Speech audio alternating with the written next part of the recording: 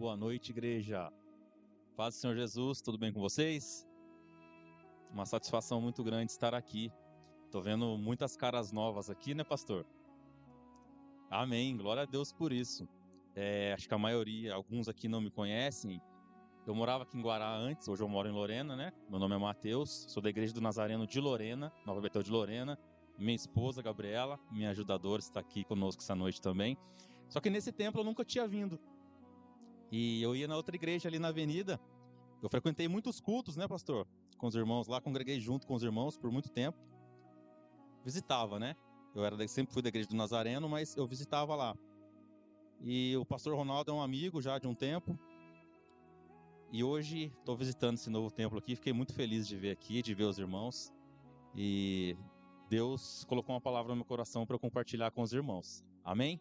Sem perda de tempo, vamos abrir nossas Bíblias no Evangelho de Marcos. Evangelho de Marcos, capítulo 9, do versículo 38 ao 40. Marcos, capítulo 9, do 38 ao 40. Amém? Passo a ler.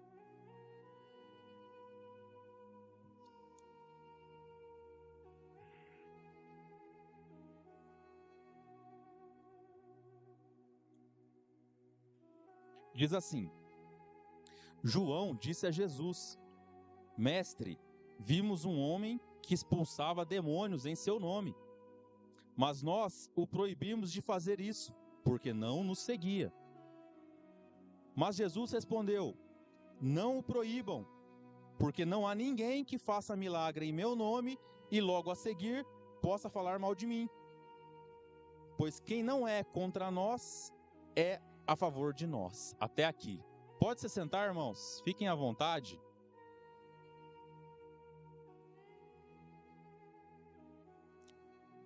Deus colocou essa palavra no meu coração, eu comecei a meditar nela. E acho que todo mundo aqui já leu essa passagem. Mas é uma passagem que talvez não seja muito explorada, não seja muito pregada, não seja muito falada. Talvez, pelo fato de que não há a Bíblia, o escritor bíblico, ele não dá uma identificação específica a esse homem. Um homem que expulsava demônios. João vem até Jesus e diz: Mestre, vimos, né? Ele e os apóstolos, vimos um homem que expulsava demônios em teu nome. E ele fala: vimos um homem. E em vários casos, a Bíblia, os escritores bíblicos, quando eles relatam uma história e falam dos personagens de uma história, geralmente eles dizem nome do personagem, nome, sobrenome, ou alguma profissão, ou a origem daquela pessoa, o povo a qual ela pertence, ou uma característica específica. Por exemplo,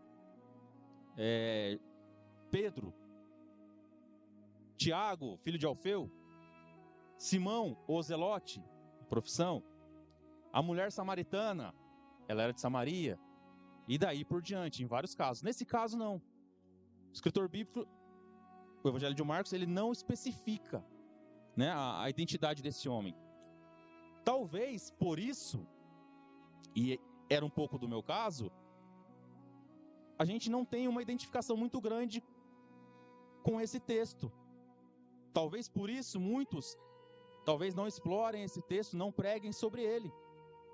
Porque em qualquer história, você pode pegar um livro para ler, o personagem principal ou algum personagem da história, se durante todo o livro o escritor sempre se referir ao personagem como aquele homem lá, e não identificar ele, talvez a gente não consiga assimilar, se identificar com o personagem, e não consiga lembrar muito bem dessa história. Como é o caso dos personagens que eu falei. A mulher samaritana, todo mundo lembra. Quando se fala mulher samaritana, a gente sabe quem é. Quando a gente fala Judas ou Iscariotes, a gente sabe quem é. Então, nesse caso, não tem uma identificação específica. Também, talvez, a impressão que a gente tem de quando a gente lê o texto e a própria fala de Jesus, a impressão, pelo menos que eu tinha, era que o próprio Jesus não dava uma ênfase ao ato desse homem de expulsar demônios. Porque ele fala, olha, não lhe proíba, pois quem não é contra nós é a favor de nós. Existem passagens, por exemplo, da pobre viúva, em que Jesus ele dá um destaque à ação dela. A pobre viúva, né? Todo mundo sabe da história. Ela vai ofertar com pouco, mas era o melhor que ela tinha. E a gente vê a admiração de Jesus sobre o ato dela. Ela deu tudo o que ela tinha. A gente percebe. E em tantos outros casos na Bíblia, a gente vê Jesus dando uma ênfase à ação daquela pessoa. E a impressão que dá é que ele dá uma relevância, né, muito grande à ação daquela pessoa. Aqui parece, aparentemente, de que não há uma relevância muito grande na ação desse homem. Pela própria fala de Jesus também. Mas nós não estávamos naquele momento, nós não vimos a expressão de Jesus. Existem casos em que um personagem na Bíblia, ele fala uma frase e a frase vem acompanhada de um adjetivo. Olha, falou e se alegrou, falou e estava furioso. Aqui não. Mas isso não significa que Jesus não deu ênfase na maneira dele falar, na expressão dele. Uma coisa é eu falar, não lhe proíba, quem não é contra nós é a favor de nós. A minha expressão não dá relevância, não dá importância. Mas se eu falar assim, não lhe proíba, quem não é contra nós é por nós, já mudou. Então a gente não estava na hora para ver. Então a gente tem que desmistificar isso, né? Aparentemente, Jesus não dá relevância, mas não dá para a gente ter essa certeza. E outra coisa que me chamou muito a atenção desse texto foi o fato dos discípulos, João e os discípulos, terem proibido esse homem de expulsar demônios. E eu fiquei meditando, tentando encontrar um porquê. João dá uma resposta oficial para Jesus, mas obviamente ele tinha que dar uma resposta plausível. Já pensou? Ele chega em Jesus, Senhor, mestre, vimos um homem que expulsava demônios. Aí nós lhe proibimos. Assim, do nada. Porque expulsar demônio significava trazer libertação à vida de alguma pessoa. Então é algo bom. Não é algo ruim. Então ele tinha que dar uma justificativa plausível do porquê ele fez isso. E ele dá a justificativa, mas eu levantei outras hipóteses, além da resposta dele. Do porquê realmente eles proibiram esse homem de expulsar demônios. Primeira hipótese é a própria resposta de João. E existe uma lógica na resposta dele. Quando ele fala, proibimos ele porque ele não nos seguia. Vamos para... Rapidamente eu quero ler com os irmãos. Marcos 6, 7 a 12. Só voltar um pouquinho aqui. Marcos 6, 7 a 12.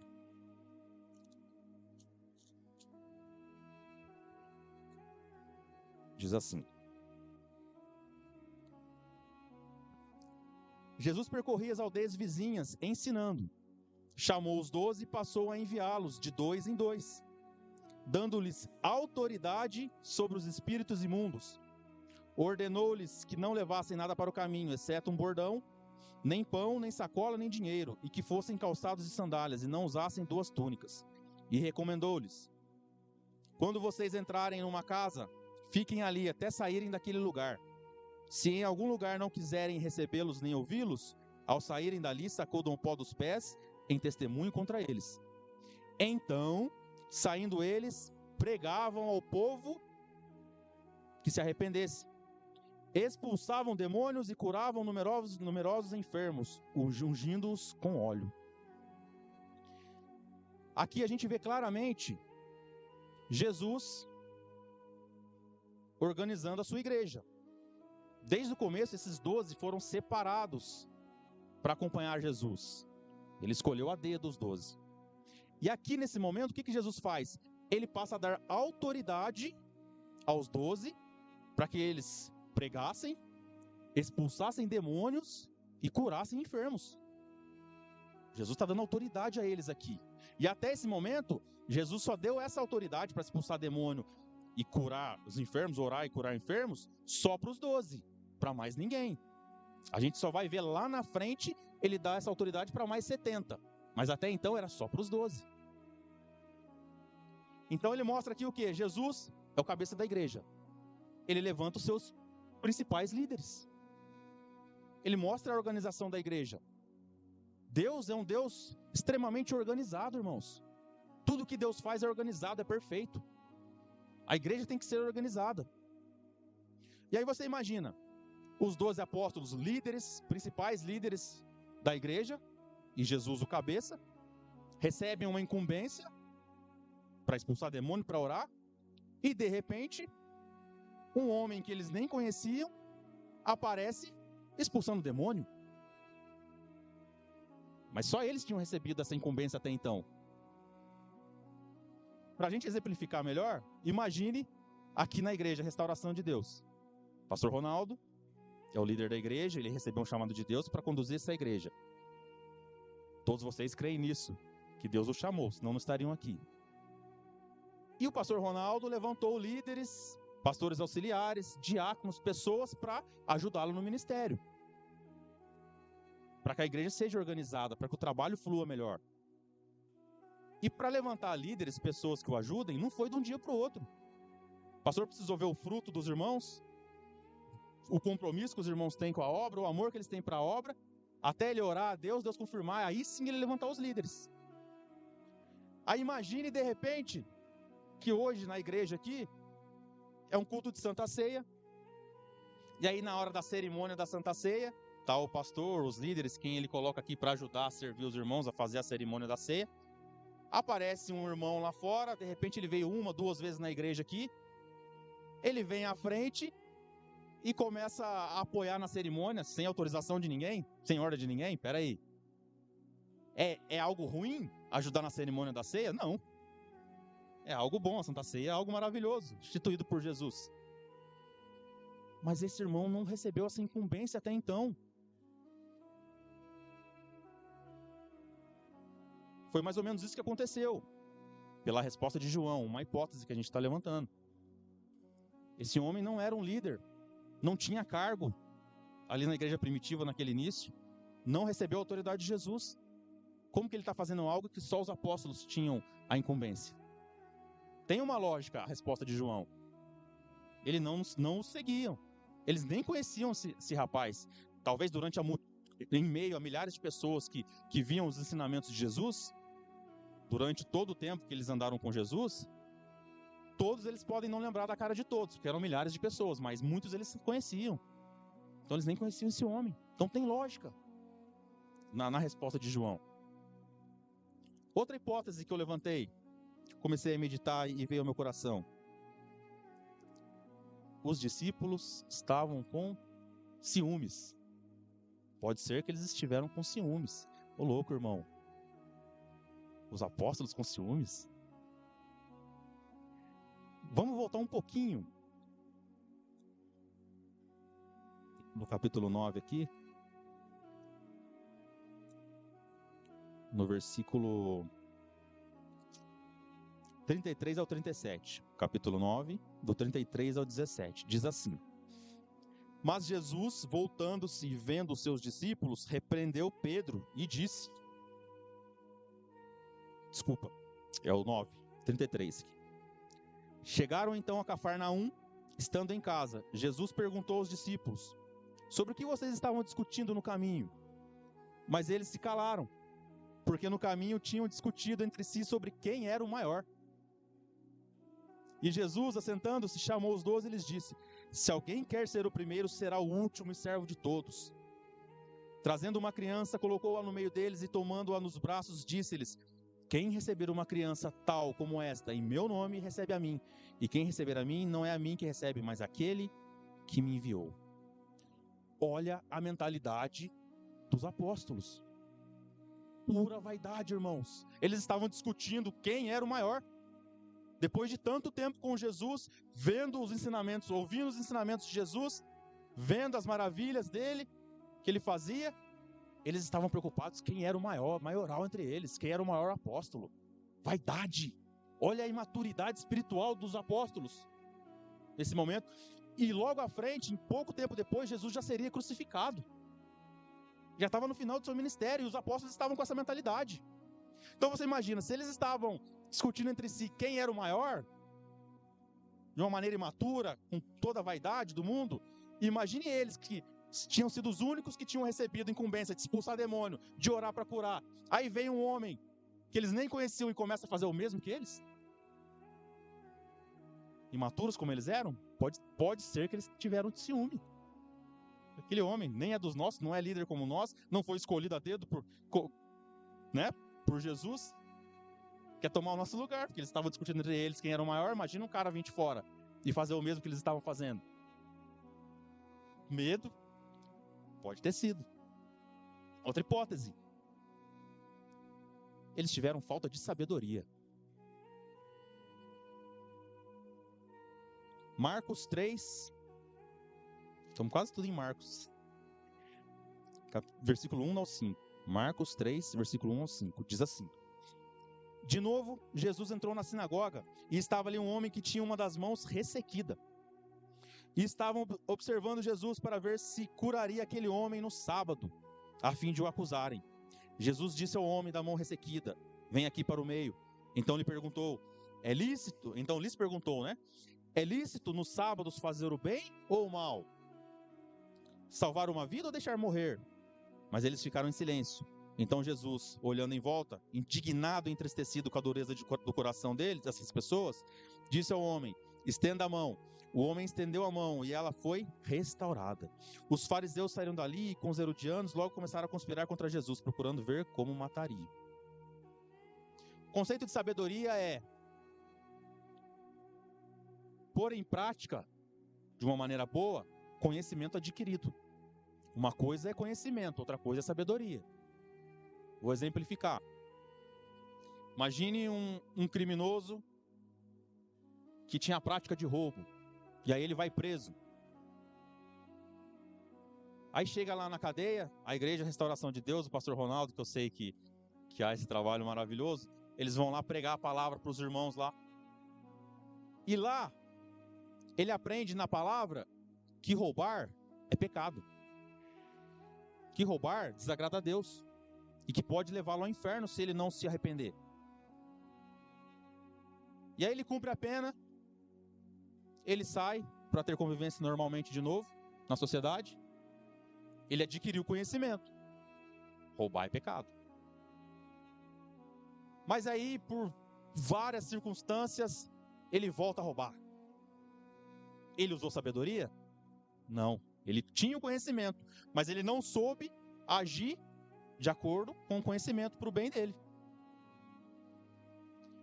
Os discípulos, eles tinham conhecimento do que aconteceu com esse homem da mão ressequida.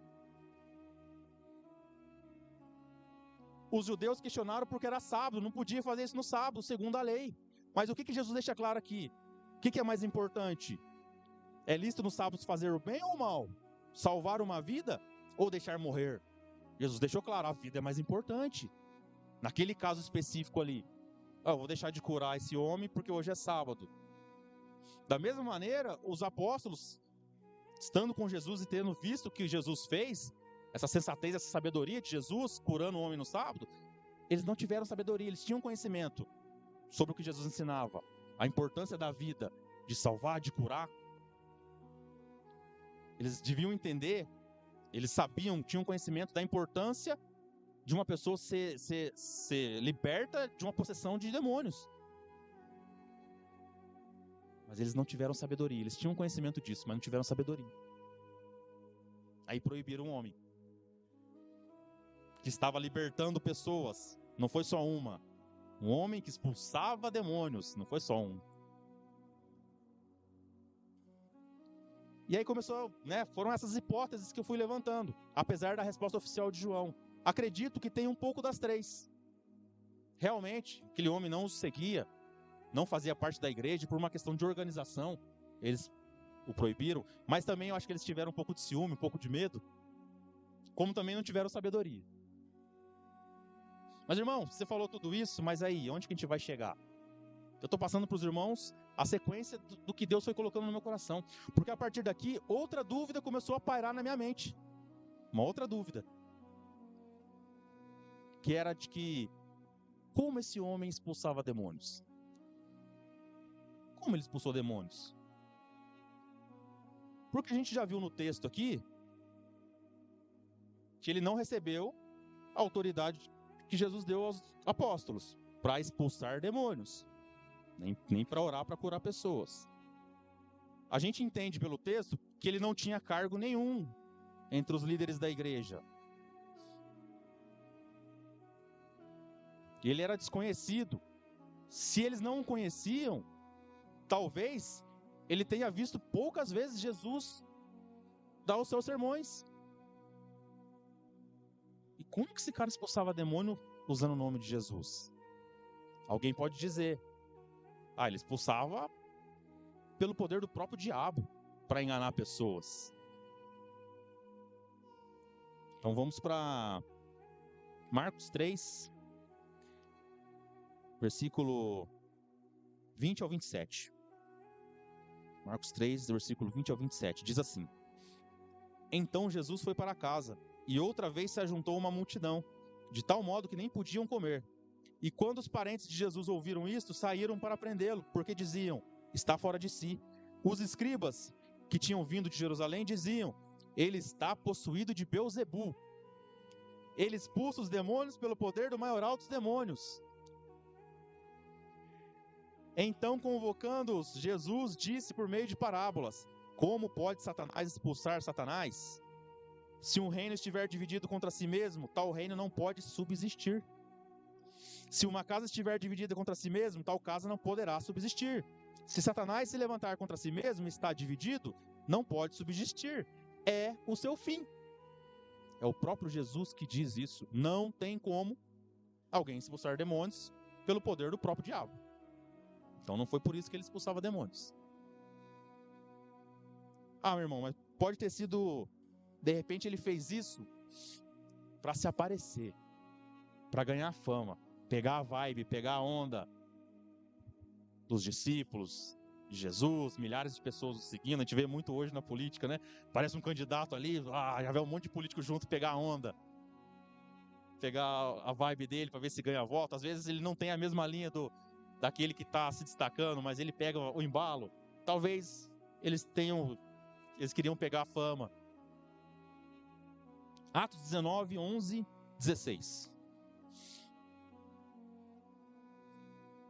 Em primeiro lugar, se ele tivesse a intenção de se aparecer,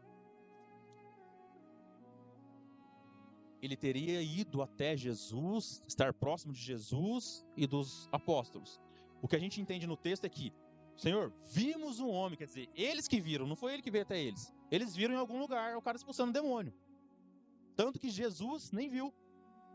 Então, se alguém quer se aparecer aqui, vou dar um exemplo só. O irmão chega ali, quero ganhar moral aqui na igreja, né? Vem aqui à frente, começa a dar uns glória muito alto, começa a cantar, vem no pastor Ronaldo: pastor, tenho muitos anos de conhecimento, preguei em vários lugares, pastor. Deus me usou muito, Deus me usa muito. O cara quer se aparecer. Esse homem não foi até eles lá querer tentar expulsar demônio na frente de Jesus, na frente dos outros. Encontraram ele. É diferente. Mas Atos 19, 11 e 16. Deus, pelas mãos de Paulo, fazia milagres extraordinários, a ponto de levarem aos enfermos lenços e aventais do seu uso pessoal, diante dos quais as enfermidades fugiam das suas vítimas, e os espíritos malignos se retiravam, e alguns judeus exorcistas ambulantes tentaram invocar o nome do Senhor Jesus sobre pessoas possuídas de espíritos malignos, dizendo: ordeno que saiam pelo poder de Jesus a quem Paulo prega. Os que faziam isso eram 7 filhos de um judeu chamado Seva, sumo sacerdote. Mas o espírito maligno lhes respondeu: conheço Jesus e sei quem é Paulo, mas vocês quem são? E o possuído do espírito maligno saltou sobre eles, dominando a todos, e de tal modo prevaleceu contra eles. que nus e feridos fugiram daquela casa. Quem tenta fazer algo na obra para aparecer e vai se meter com o mundo espiritual, não vai ter sucesso, não vai conseguir expulsar. Olha o que aconteceu com esses homens. Eles queriam ganhar fama, eles queriam se aparecer, pegar a vibe de Paulo, ir na onda de Paulo, ó, esse quem Jesus aí, quem Paulo prega. Passaram vergonha, foram feridos. Se esse homem quisesse se aparecer, o homem que expulsava demônios, ele teria o mesmo resultado que esses homens tiveram. Então ele não queria se aparecer. E aqui a gente pode entender também que o homem que expulsava demônios, ele era uma pessoa que tinha uma boa índole, temente a Deus. Ele era temente a Deus. Porque esses homens que tentaram invocar o nome de Jesus, quem Paulo prega, só pelo fato deles quererem se aparecer e quererem pegar esse embalo, a gente já vê que não eram boas pessoas, não eram tementes a Deus, não serviam ao Senhor. Então, para poder expulsar demônios, fazer milagres em nome de Jesus, obviamente, é necessário ter temor ao Senhor, respeitar ao Senhor, os seus princípios, tentar ter uma vida diante dele. Isso é fato. Mas não bastasse só isso.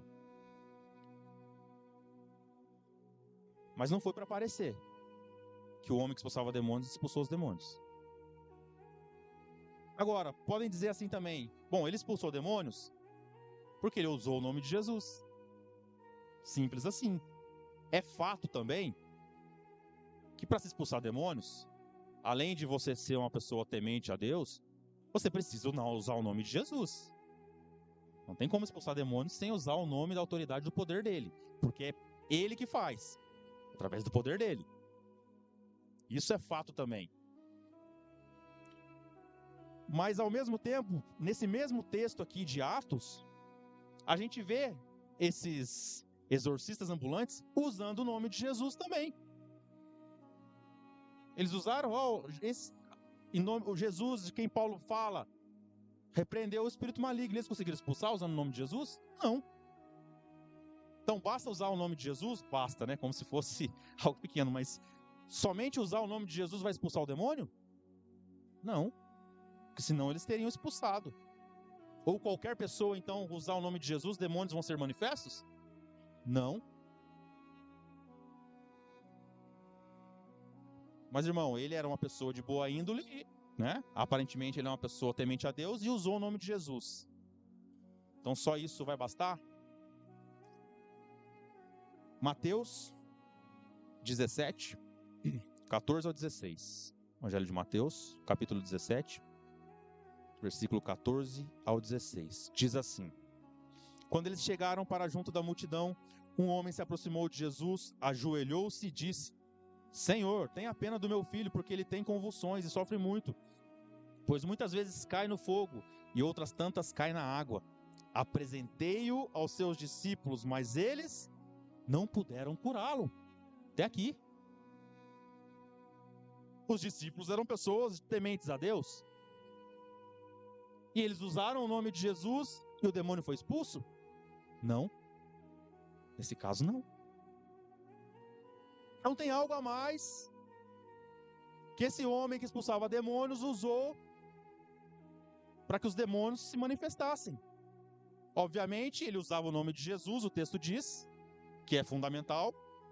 Que ele era um homem temente a Deus, a gente consegue entender isso também, pelos textos que a gente leu. Mas o que mais esse homem usou? O que mais precisou para que demônios se manifestassem? Só há uma resposta para isso. No mesmo texto de Mateus 17, 14 ao 16. Agora vamos ler o versículo 17 em diante. Logo após, apresentei-o aos seus discípulos, mas eles não puderam curá-lo. Aí Jesus exclamou: Ó geração incrédula e perversa, até quando estarei com vocês? Até quando terei de aguentá-los? Tragam o menino até aqui. E Jesus repreendeu o demônio, e este saiu do menino, e desde aquela hora o menino ficou curado. Então os discípulos, aproximando-se de Jesus, perguntaram em particular: por que motivo nós não pudemos expulsá-lo? pois eles eram pessoas de boa índole, eram pessoas tementes a Deus e usavam o nome de Jesus. Mas por que não expulsamos os demônios? Aí Jesus respondeu: por causa da pequenez da fé que vocês têm. Pois em verdade lhes digo que se tiverem fé como um grão de mostarda, dirão a este monte: mude-se daqui para lá, e ele se mudará. Nada lhe será impossível. Esse homem que expulsava demônios, além de ter usado o nome de Jesus, que é fundamental, ser um servo de Deus, um homem temente a Deus, ele usou a fé. É necessário ter fé, acreditar em Jesus, Rei dos Reis, Senhor dos Senhores, e que o nome dele é poderoso para que hostes sejam expulsas, se manifestem, para que milagres aconteçam. Se eu não tiver fé, irmãos, se nós não tivermos fé, de nada vai adiantar nós orarmos e usarmos o nome de Jesus. Ele usou a fé, e que história extraordinária. Um homem que não tinha cargo, que não era líder, que não era conhecido, que certamente poucas vezes ouviu Jesus pregar, Jesus ensinar, mas ele ouviu que era suficiente, que Jesus era o Rei dos Reis, o Salvador, e que havia poder no nome dele para curar, para expulsar demônios. E com fé ele usou isso, e saiu expulsando demônio. É como se chegasse um irmão aqui da igreja aqui, assistisse 1, 2 cultos, não tivesse conhecimento da palavra, e ele ouve sobre o poder do nome de Jesus, e aí, para ajudar pessoas, ele começa a orar e expulsar demônios. Que história maravilhosa, que fé desse homem.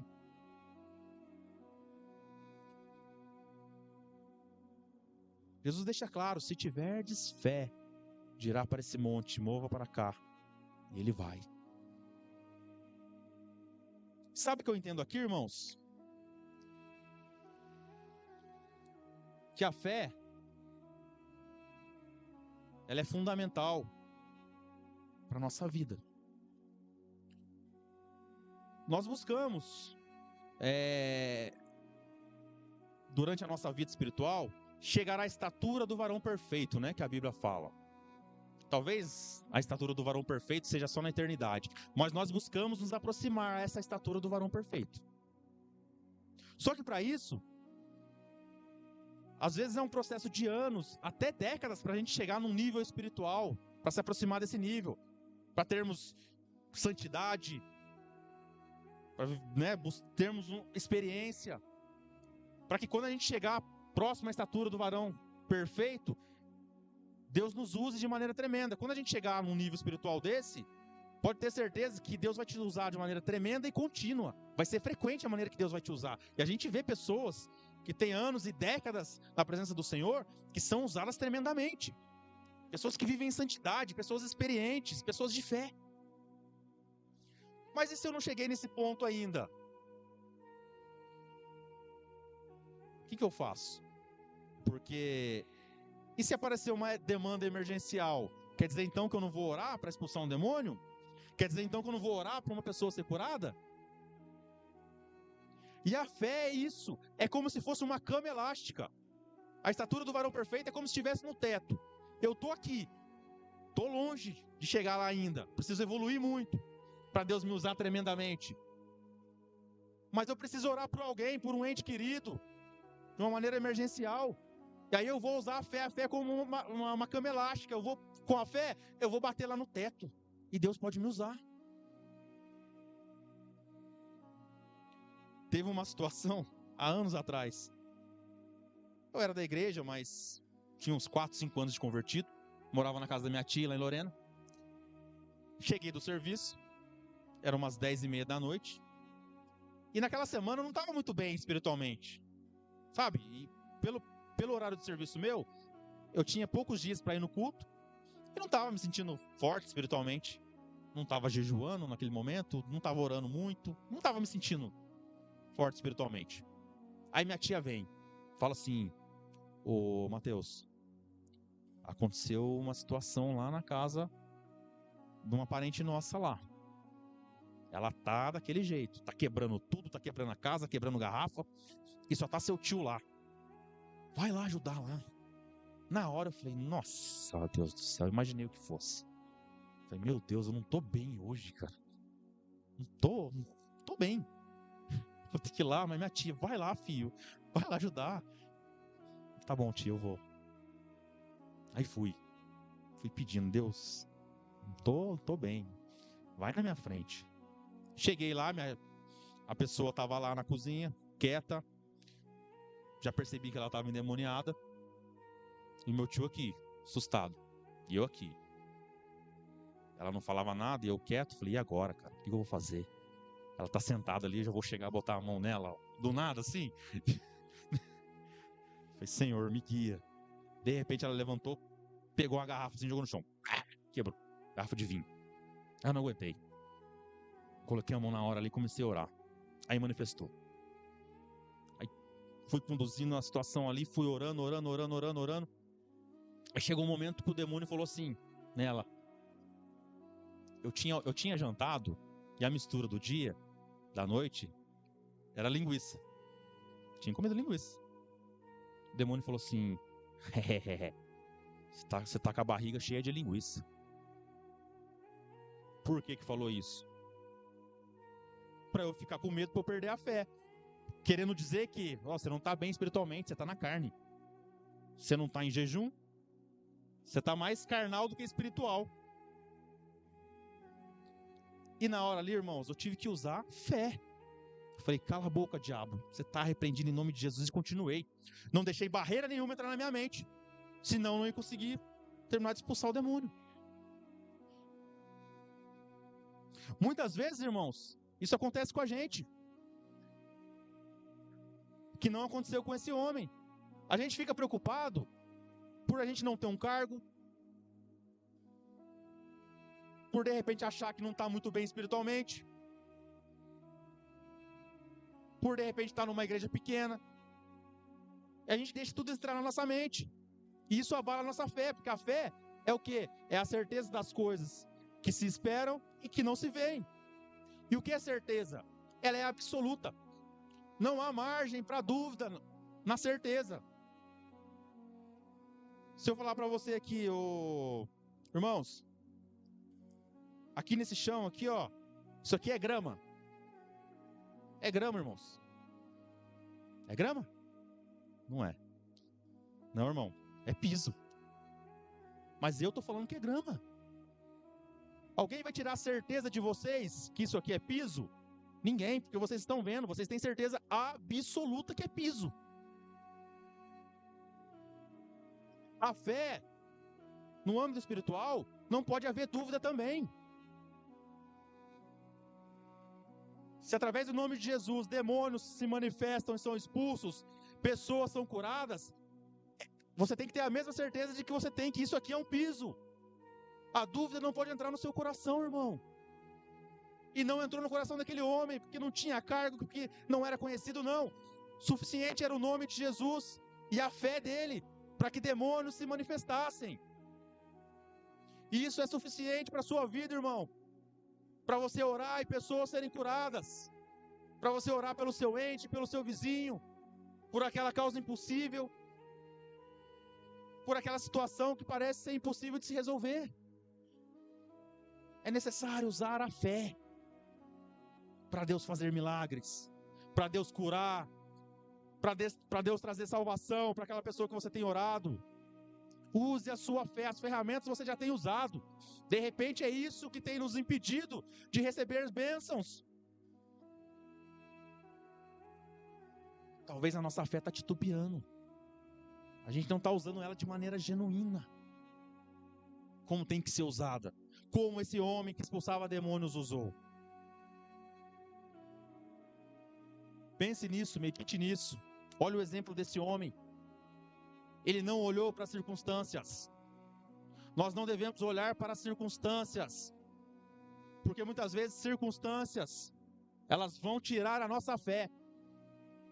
Elas vão estremecer a nossa fé, independente do que está acontecendo na sua vida, independente do problema que está acontecendo na sua vida.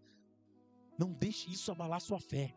Continue firme, continue orando com a certeza de que Jesus Cristo tem poder para resolver qualquer problema. Tem poder para libertar aquela pessoa que está cativa, que você tem orado.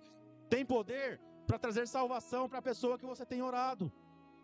Tem poder para abençoar a sua vida, para fazer milagres na sua vida.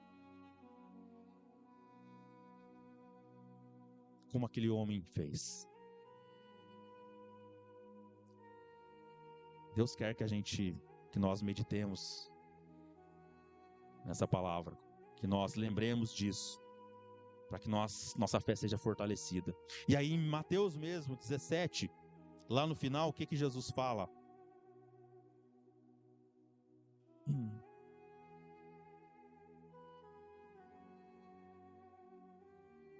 Mateus não, ele fala mesmo pro próprio pai do menino. O pai do menino, no outro texto ele fala: me ajuda na minha fé. E Jesus fala: você tem fé? Ele pede para ajudar na sua fé. De repente, se a sua fé está fraca, está estremecida, peça para Jesus te ajudar, fortalecer a sua fé, que Ele vai fazer isso.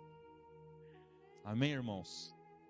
Orem com fé, usando o nome de Jesus, mas utilizem a sua fé, exercite a sua fé, se lembre daquilo que Jesus já fez na sua vida e que Ele vai continuar fazendo. Amém? Essa era a palavra que Deus tinha para nós nessa noite. Deus abençoe a todos. Amém?